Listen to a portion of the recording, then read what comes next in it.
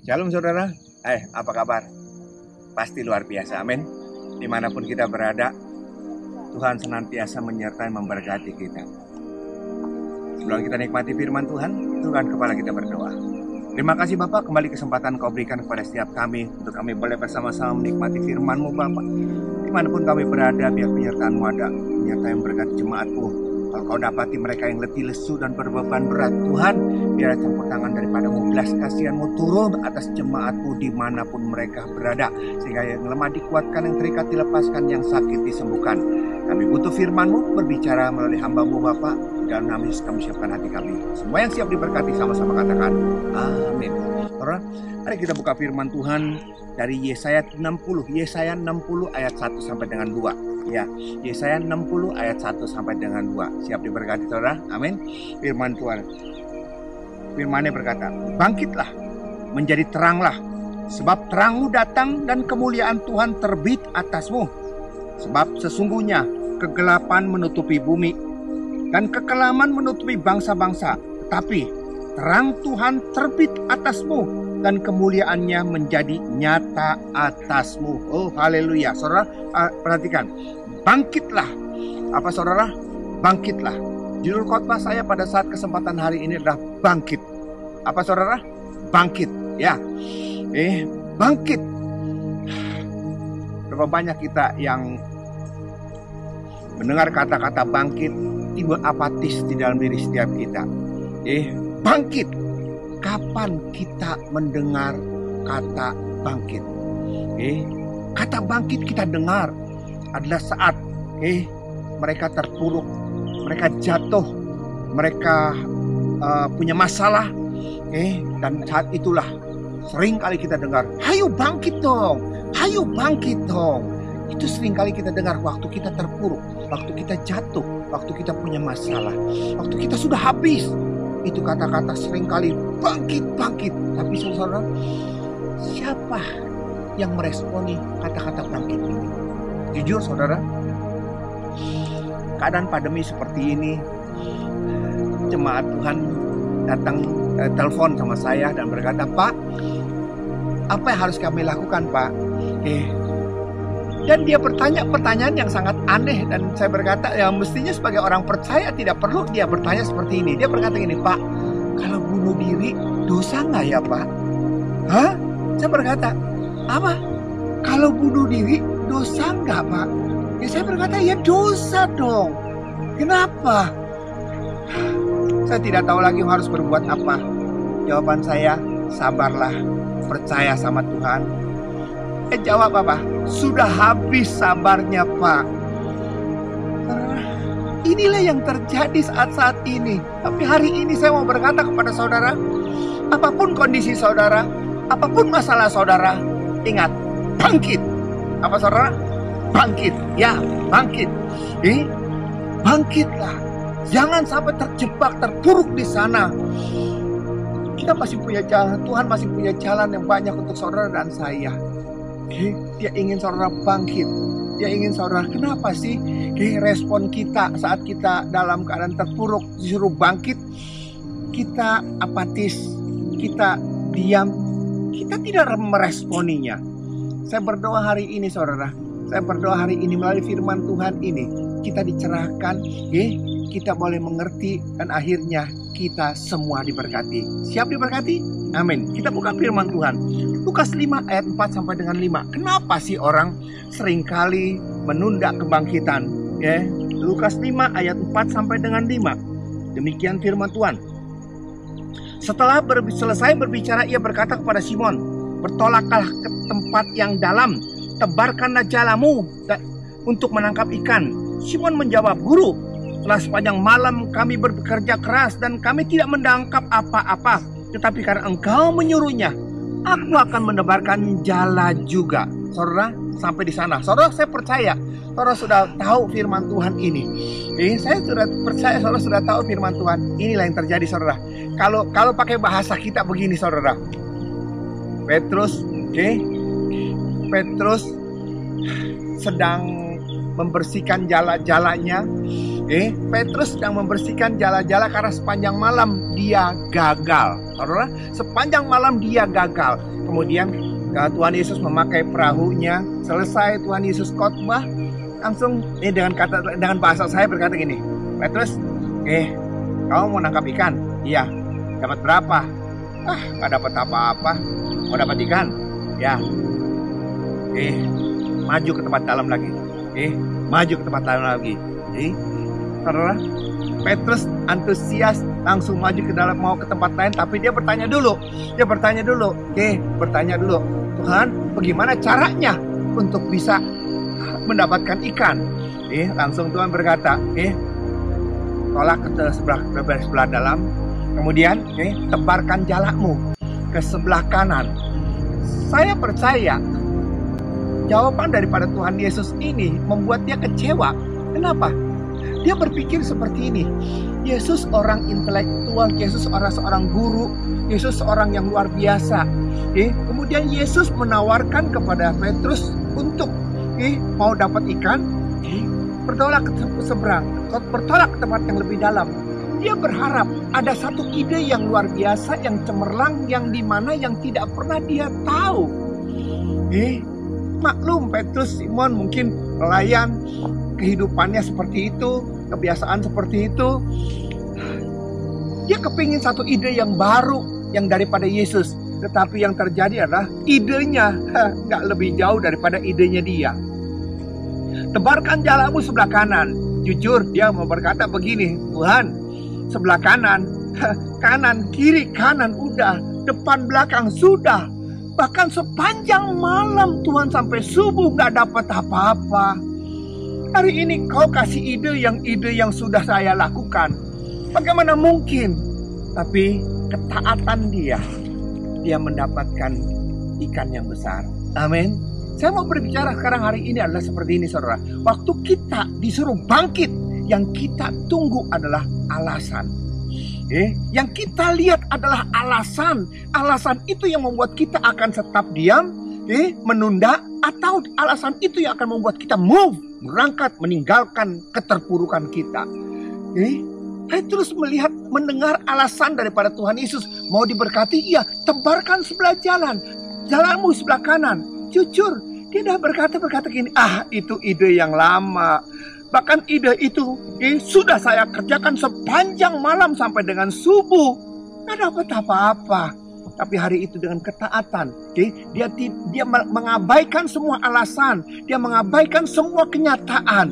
Dia melakukan perintahnya. Taat saja. Bangkit. Tantangan daripada Tuhan supaya kita bangkit. Tuhan tidak memerlukan argumentasi saudara dan saya.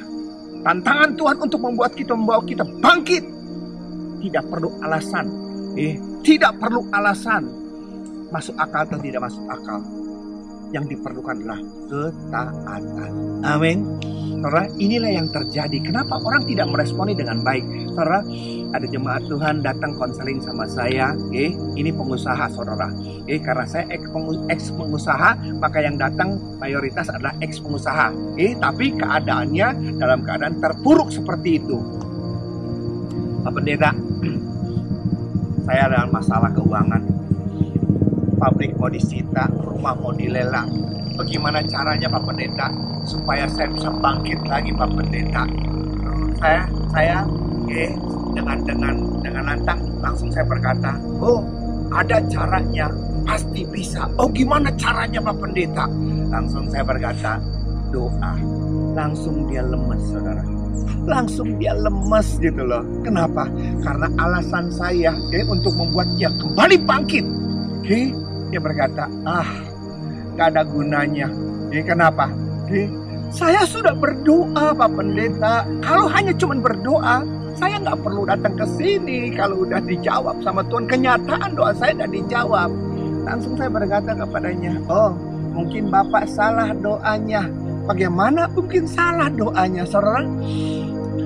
Saudara pernah berdoa? Saudara pernah berdoa? Dan doa saudara tidak dijawab? Mungkin saudara salah berdoa. Ingat, Yakobus 4 ayat 2 dan 3 berkata, kamu tidak dapat apa-apa karena kamu tidak berdoa. Atau kamu sudah berdoa tapi tidak dapat apa-apa karena kamu salah berdoa. Saya berkata, mungkin Bapak salah berdoa. Dia berkata, bagaimana salah Pak pendeta saya berdoa. Oke, kalau kau punya masalah mengenai keuangan, hutang, piutang seperti itu, apa doamu? Ya, doanya saya berdoa supaya Tuhan memampukan saya untuk saya bisa membayar hutang. Saya berdoa supaya rumah saya, pabrik saya tidak disita. Saya berdoa supaya saya dapat proyek, dengan proyek ini saya bisa memulai kembali bangkit. Saya berkata kepada pengusaha itu, berkata, itulah salah doamu. Hah? Masa salah doanya? Kalau orang punya utang, minta supaya punya cara untuk bisa bayar utang, dapat pekerjaan, utang lunas, masa salah? Itulah, saudara, seringkali kita salah untuk berdoa. Waktu kita punya masalah hutang piutang, waktu kita punya masalah kumulan, seringkali kita berdoa seperti itu. Tapi jujur saya mau berkata, saudara, salah berdoa. Kenapa? Saudara, perhatikan. Doa itu ada dua, saudara. Saudara berdoa untuk masalahmu, saudara berdoa untuk utangmu, sakit penyakitmu, problemmu, pergumulan, itu nggak salah, saudara. Itu nggak berdosa. Tapi dalam keadaan seperti ini, itu nggak tepat. Yang tepat adalah, saudara, yang tepat adalah, akar masalahnya itu apa? Jadi waktu saudara berdoa,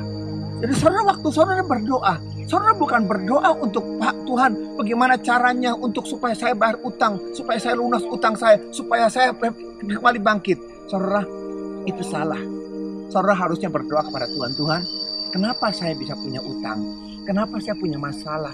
Kenapa saya gagal? Tuhan, tunjukkan Tuhan, di mana kesalahannya Bapak. Singkapkan Bapak, supaya apa? Supaya aku bisa kembali bangkit. Kenapa saudara? Apakah Tuhan tidak bisa membangkitkan dalam keadaan waktu kita berdoa seperti itu? Masalahnya satu, saudara.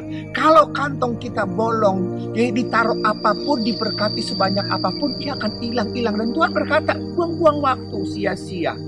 Saya berkata kepada jemaat Tuhan, ubah cara doamu. Akar masalah itu lebih penting.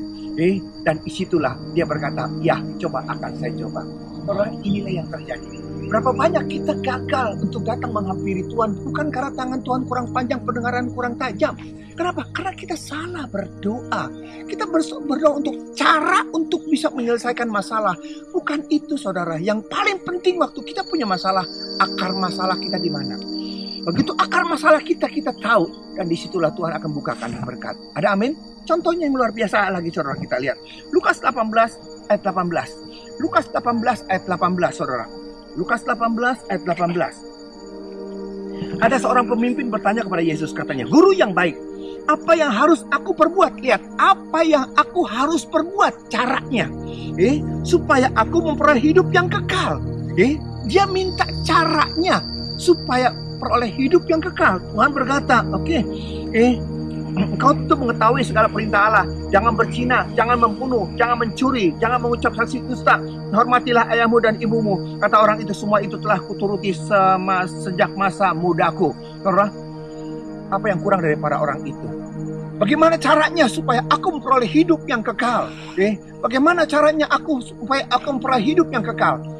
Memperoleh hidup yang kekal. Caranya, dia berkata, banyak hal, jangan ini, jangan ini, jangan ini. Lihat, itu perbuatan di luar. Jangan ini, jangan ini, jangan ini, jangan membunuh, jangan berzina, jangan mencuri susah, jangan ini, jangan ini. Saudara, maaf ya saudara, bukan caranya saudara, tetapi selama hati ini akarnya, selama hati ini masih terus terikat dengan uang, segala cara itu adalah useless. Segala cara itu adalah tidak ada gunanya. Kau tidak pernah akan bisa bangkit. Kau tidak pernah akan bisa bangkit. Kenapa? Karena kau menuntut cara-caranya hari ini untuk bisa bangkit. Restorasi. Perbaiki hatimu. Perbaiki hatimu. Karena di sini sumber masalahnya. Kalau selama hatimu masih terus berpaut kepada kekayaan, kepada harta, kau tidak pernah akan bisa memperoleh hidup yang kekal. Ada amin? Oleh karena itu saudara, hari ini firman Tuhan berkata, bangkitlah. Bangkit seperti apa? Kita kembali kepada Yesaya 60. Yesaya 60, saudara, lihat. Ayat 5 sampai dengan 7. Pada waktu itu engkau akan heran dan berseri-seri. Engkau akan tercengang dan akan berbesar hati. Sebab kelimpahan dari seberang laut akan beralih kepadamu, dan kekayaan bangsa-bangsa akan datang kepadamu. Sejumlah besar onta akan menutupi daerahmu, unta-unta muda dari Midian dan Eva. Mereka semua akan datang dari Sheba, akan membawa emas dan kemenyan, serta memberitakan perbuatan masyhur Tuhan. Lihat, itulah yang Tuhan berikan yang luar biasa. Berkat dari bangsa-bangsa turun. Bagaimana caranya? Lihat ayat 60. Bangkitlah, menjadi teranglah, sebab terangmu datang. Kita bangkit. Kita bangkit. Bukan dengan kekuatan kita. Kita bangkit. Karena apa? Karena terang daripada Tuhan. Terang daripada Tuhan ada menyertai kita. Itu yang terjadi. Itu yang jadi perubahan yang luar biasa. Saudara, dimanapun kita berada hari ini, Tuhan berkata bangkit. Bangkit bukan kembali dengan kekuatan kita, tapi bangkit dengan kekuatan daripada Allah. Tuhan berkata kepada Petrus, Simon Petrus, tebarkan jalamu. Tuhan, kiri kanan depan belakang sudah. Iya. Tapi engkau kan kerja dengan kekuatanmu sendiri. Tapi hari ini dengan cara yang sama, tapi penyertaan daripada Tuhan. Kalau kemarin malam, dia menjala ikan, tapi bersama dengan Tuhan, ikan datang kepada jala. Kalau kita berjalan sendiri, kita mencari uang, tapi bersama dengan Tuhan, uang cari saudara. Amin. Kita cari uang, kita tidak pernah akan kaya, tapi kalau uang mencari kita, siapkan berangkasmu, kau pasti diberkati luar biasa. Amin. Bangkit. Apapun kondisimu hari ini, apapun kondisimu hari ini, apapun kondisi hari ini, akibat virus corona-19, corona delta, virus COVID-19, COVID delta, apapun dampak yang diakibatkan oleh COVID itu, percayalah, bersama dengan Tuhan. Filipi 4 ayat 13 berkata apa? Segala perkara dapat kutanggung di dalam Dia yang memberikan kekuatan. Saudara, kembali kita ulangi lagi, bangkit lagi, tapi bersama dengan Dia. Amin. Bersama dengan Dia, kita lihat kekayaan daripada bangsa-bangsa mengalir. Karena apa? Karena berkat Tuhan yang buat kita diberkati. Ada amin? Oleh karena itu, jangan putus asa. Bangkitkan dirimu bersama dengan Dia. Raih kemenangan bersama dengan Tuhan. Kita pasti sukses. Amin. Tundukkan kepala kita berdoa. Hambamu sudah selesai berbicara, tapi biar Roh Kudus terus berbicara, mengajar kepada setiap kami, membangkitkan kami dari keputusasaan, dari keterpurukan. COVID-19 memporak-porandakan usaha pekerjaan, karir, rumah tangga kami. Tetapi bersama dengan Tuhan, kami bangkit kembali, meraih kemenangan daripada Allah. Menerima berkat lebih besar daripada yang pernah kami raih. Karena Tuhan sanggup mengubah kutuk menjadi berkat. Bagi Tuhan tidak mustahil. Berkati negara kami, presiden, wakil presiden, gubernur, dokter, suster, dan semua jajaran sampai yang terendah.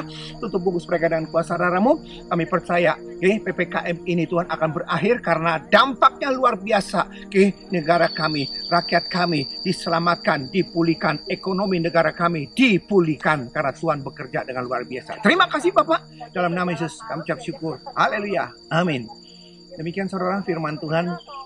Saya percaya saudara diberkati. Sampai jumpa dalam sesi yang akan datang. Tuhan Yesus berkati. Shalom.